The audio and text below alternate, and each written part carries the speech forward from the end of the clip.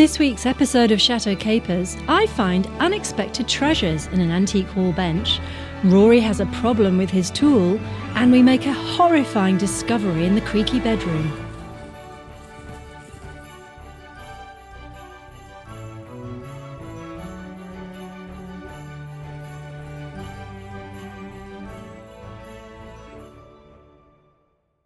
We've been working hard in the creaky bedroom. We've settled on a plywood and batten design which will allow us to maintain an air gap between the wall and panelling. Any warm, moist air should be able to escape through the top and cold air be drawn in from the bottom. We went to one of our local DIY merchants to buy enough plywood to get us started.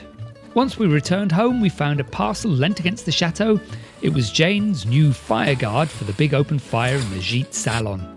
Of course, as soon as it was put in place, we wanted to light a fire and get the full effect. So we did. But with rain on the horizon, we couldn't just sit all cosy by the fire. I needed to get the plywood indoors. Back in the creaky bedroom, I needed to finish a job that I never had time to complete before the wedding. The floor. There was one section of subfloor still to install before I could add the oak floorboards. I used an offcut of ply which needed a bit of shaping to fit the gap. Because my large tools are all on the ground floor, cutting it down to size was more of an effort than it needed to be. I think I was up and down the stairs 5 times before it fit properly. Once I'd worked out the depth of the gap, I was off to forage. I've come out to the barn to look for a bit of wood that I can use as a support underneath the plywood before the floorboards go on top, and I think using some of the old floorboards that came out is probably the way to go. Kind of like one that doesn't have too many nails in. So this long one here, it's got one nail in, but I can probably take that out. Ow. I might just have to take a selection.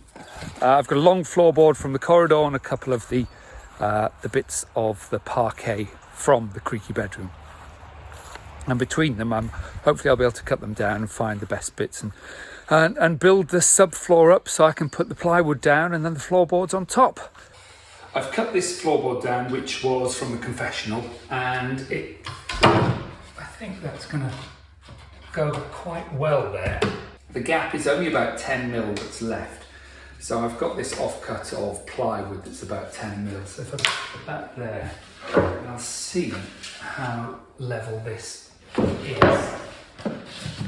That's pretty good actually. A floorboard which has to go up to the door, and that's all screwed down. That's great there. But here, there's something weird going on here. It's wedged, so that's sort of perfectly level there. But I've noticed that even with a board put here, the door is catching a bit, so I am going to have to shave the bottom of the door anyway, so I might as well screw all this down as it is and then take the door off and just shave the bottom of that. Hopefully everything will then be fine and that'll be the floor finished. Everything was going really smoothly. I built up the subfloor and began laying the oak floorboards. I've been using hidden screws which require a specific Torx T10 bit, and I was on my last one, having worn the others out. And then I dropped it. The bloody thing bounced down into a cavity under the door frame. I tried reusing an old worn-out bit, but it kept spinning inside the screw heads. I muddled on, but it was no use. I needed to get the other one back. Solution? A bit of string and a magnet. As someone once said, it's not how deep you fish, but how you wiggle your worm. It only took a minute of fishing before I reeled in my prize and I was able to finish the job. Just heading up to the second floor, which is where we sleep actually, to see what Jane is up to. Because she's down here having a wipe of this old bench. How are you doing? Yeah, good thanks. Yep, pretty much there. Amidst the lovely smell of beeswax polish. It's very strong, isn't it? Yeah, I love it though. So we need to empty it before we take it downstairs, put it in its new position. Right. What's in it? So on this side, we seem to have genuine absolute rubbish. Genuine rubbish. Genuine absolute rubbish. I think these must be lens boxes. Leica's camera that's brand, right. isn't it? Old speakers. On this side, there are some satchels. And that's about the best one, I think. And that one is not worth anything. It's mouldy and it's very warm. Looks like a doctor's bag. It does. I don't. You know that's not going to. No one's going to be interested in that. But yeah, this one somebody might be interested in. This one is not made of leather, but it's. I don't know whether that might be worth anything to anyone. And then there's small kind of rucksack things. Have a look. Looks like a camera bag. Oh, it's an old camera bag, yes. And I have no idea if that might still be of any interest to anyone. I don't know. It might have value. Might have something, some What's the value. make? Domka.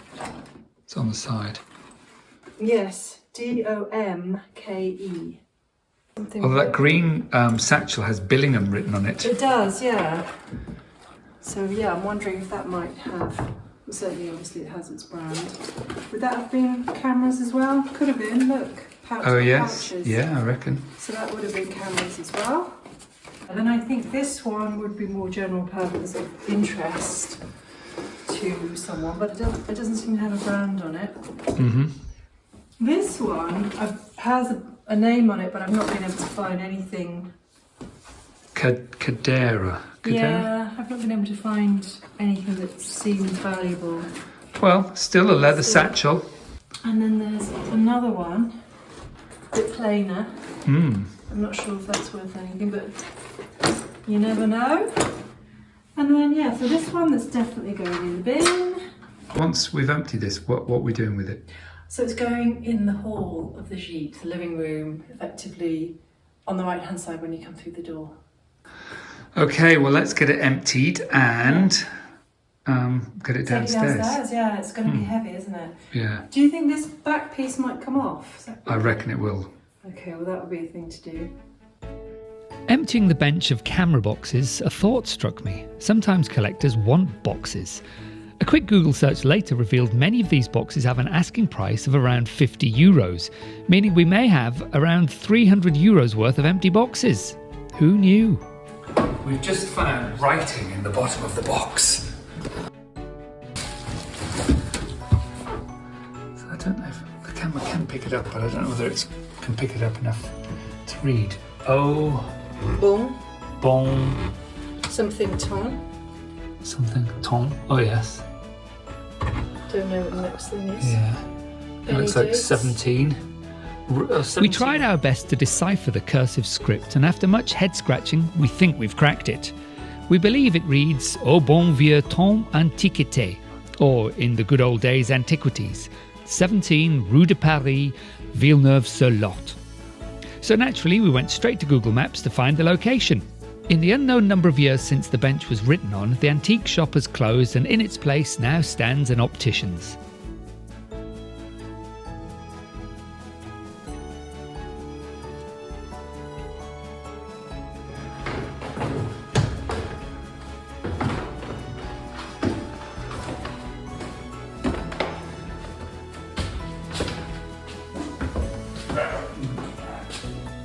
It is quite big, isn't it? It's big. It's big. Is it going to fit? I don't know.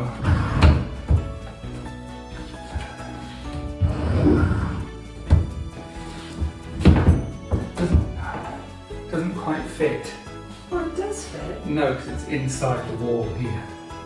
In this hole that I've got to fill. And that can't even open 90 degrees. I mean, that's maybe 90 degrees there. We had quite the heated debate about where the bench could go.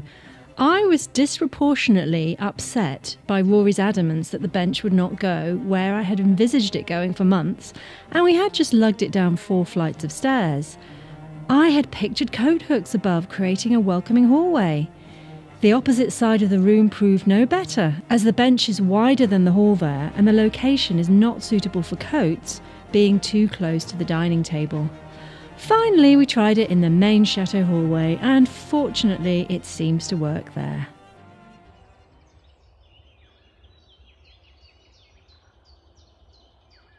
We were back in the creaky bedroom. We really must come up with a better name for it now that it doesn't creak. Having rushed to get the room habitable for our wedding, we were now emptying it again to continue the restoration and redecoration work. I love this bed with its beautiful carved details. I found it just in time for the wedding and it works really well in here.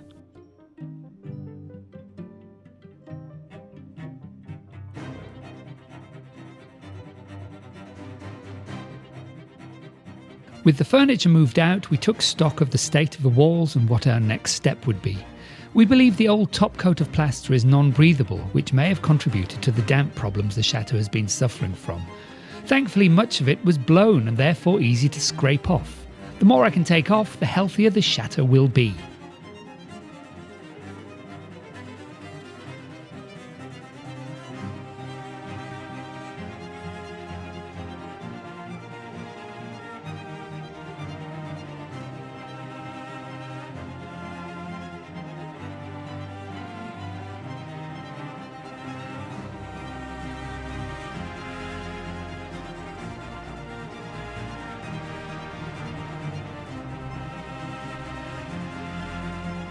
Scraping blown plaster off the wall was fun.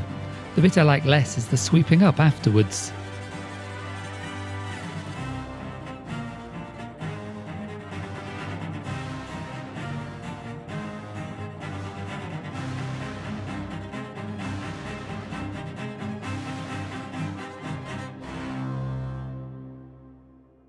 We thought we were just tidying up, prepping the walls for panelling, but then came that moment. The one where you uncover a lintel and notice that most of it is missing. What should have been solid oak was, in fact, a rotten sponge, a brittle, hollow shell. The woodworm hadn't just visited, they'd been banqueting for years. The entire lintel was compromised, eaten and pooed out. I could have pushed my hand clean through it, and nearly did. So this is a problem we weren't expecting to have, and it's potentially disastrous. And the lintel is just powder inside. It's some of the worst rot and woodworm damage I've seen here. And there are cracks all around the window in the crown moulding, and it could be because the integrity of this lintel is completely compromised. I just don't know at the minute. But there's a massive cavity in the wall now where the end of the lintel was. It is still on the wall and there is still some strength to the edge. There's just so much rotten wood. And yeah, my fingers are just pushing through dust. Going that way, so up to about here through the centre of it is just dust. There's no structural integrity to the wood there at all. So the wood is only supporting the inner section of the wall, so the inside the window, and then it feels like, I can't be certain, but it feels like I get to stone or something. If we have to replace it, I don't know how difficult it's going to be to support the structure whilst we get the old one out, get a new one in. I don't know what we're going to do. It's could be a disaster. So we might have to take that section of the crown moulding off the lower half, certainly, and expose the wooden lintel and just see how extensive the damage is, because it's not held on by much on this wall. And if there isn't enough support, then realistically, if we just panel over this, we're covering up a problem that isn't going to go away. And it's just not what we needed. It's not what we wanted. It's not what we expected. we have the Chateau DIY cameras coming tomorrow to film us doing panelling, and now we've just discovered a massive problem that might set us back a week or so.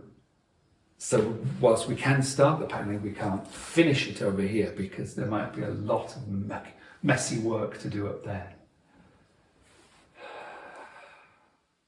Well, if it's only a week delay, we'll have got away lightly, I think.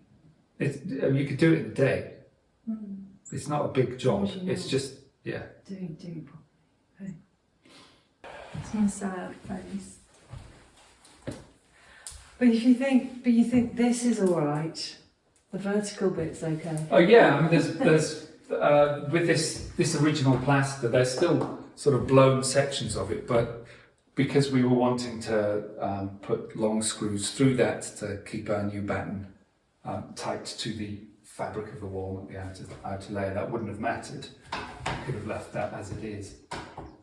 And you said about the crown moulding, but if you just took that strip off, is what I meant. Yeah, the lower. The lower, which isn't part of the moulding, actually. It is. No, I don't think so. Is it? Yeah, the lip there. It's all part If you went below that.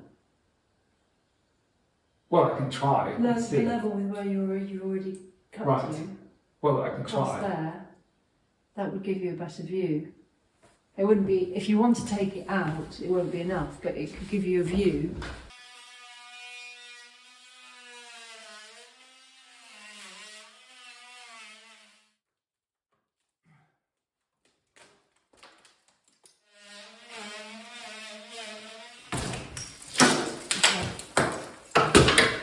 So look, the damage is way back into here, look. Right. Yeah, my finger just went all the way in. Okay. Said the bishop to the actress.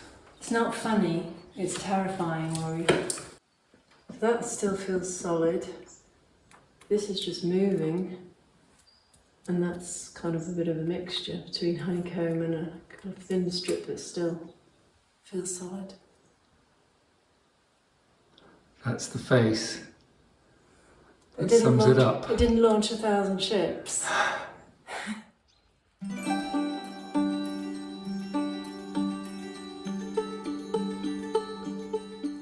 So just a quick update to the horrible, shocking discovery we found up there. The rotten lintel. So in an ideal world, just to make it safe forevermore, you'd put a concrete lintel in, so reinforced concrete lintel. Put it in, cover it over, never think about it ever again. But for some reason in France, we found it almost impossible to find one for sale online. We found there's a company that make them, or say they do, but they keep saying they're out of stock, or we don't make them anymore, so perhaps they weren't big sellers. And then the other ones they have just seem to be sort of hollowed out shells that I guess they're for use when you were just building the wall and the windows and things, so you put them on top and then fill them with concrete and maybe reinforcing steel. So what we're going to do is replace it with what comes out. So we're putting wood in, and it's effectively the same dimensions as a standard railway sleeper that you get in almost any DIY place. So it's sort of 200 millimeters by 10 millimeters, 200 millimeters by 100 millimeters by whatever length we decide we actually wanted. So that's easy to get. We can get that on Monday, should we want it, or Tuesday, whatever day we decide to do it, we should just be able to go and get one. So that's a relief. But the hard bit will be doing all the work, because I've not done one before. I have taken advice. If you've watched all of our videos, you'll remember Darren, who helped do the swimming pool base.